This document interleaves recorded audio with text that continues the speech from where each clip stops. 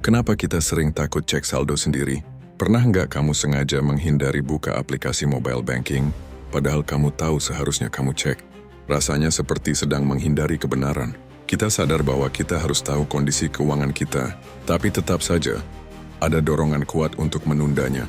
Seolah-olah, kalau kita nggak lihat masalahnya nggak ada. Tapi pertanyaannya, kenapa kita takut cek saldo sendiri? Ini bukan soal lupa atau malas semata. Ini lebih dalam, soal rasa takut, rasa bersalah, bahkan mungkin rasa malu.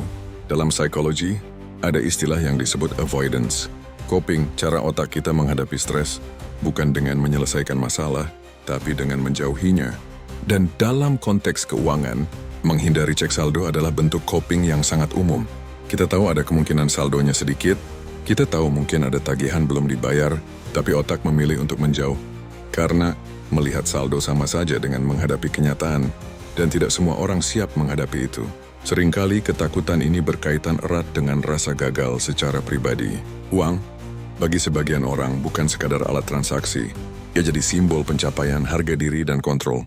Jadi saat saldo menipis atau pengeluaran berantakan, rasanya seperti kita telah gagal sebagai individu. Bukan hanya gagal secara finansial, tapi juga gagal dalam mengelola hidup. Ini yang diam-diam membuat kita takut membuka aplikasi bank. Rasa takut itu juga diperkuat oleh budaya yang membentuk kita sejak kecil.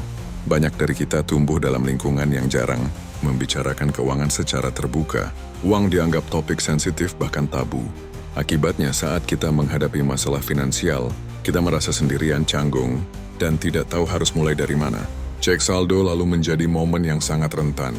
Bukan hanya melihat angka, tapi juga berhadapan dengan perasaan tidak mampu, rasa malu dan kadang penyesalan. Lucunya, otak kita tahu bahwa menunda hanya memperburuk keadaan, tapi tetap saja kita menunda, karena untuk otak, menghindari rasa sakit sekarang lebih penting daripada solusi jangka panjang. Ini disebut dengan short-term emotional relief, kelegaan sesaat yang menipu. Namun jika dibiarkan, kebiasaan ini bisa berbahaya. Kita kehilangan kontrol, makin tidak sadar akan kondisi keuangan, dan makin stres di kemudian hari. Semakin kita takut melihat saldo, semakin besar kemungkinan kita membuat keputusan finansial yang impulsif dan merugikan. Dan yang paling penting, maafkan dirimu. Kalau saldomu kecil, kalau kamu pernah boros atau salah kelola, tidak berapa-apa. Itu bukan akhir dunia. Itu hanya titik saat ini. Yang penting adalah kamu sadar dan kamu sedang mencoba. Dan itu sudah jadi kemenangan tersendiri. Ingat, cek saldo bukan untuk membuatmu takut, tapi untuk memberimu kendali kembali. Karena hanya saat kamu tahu di mana kamu berdiri, kamu bisa memilih kemana kamu akan melangkah.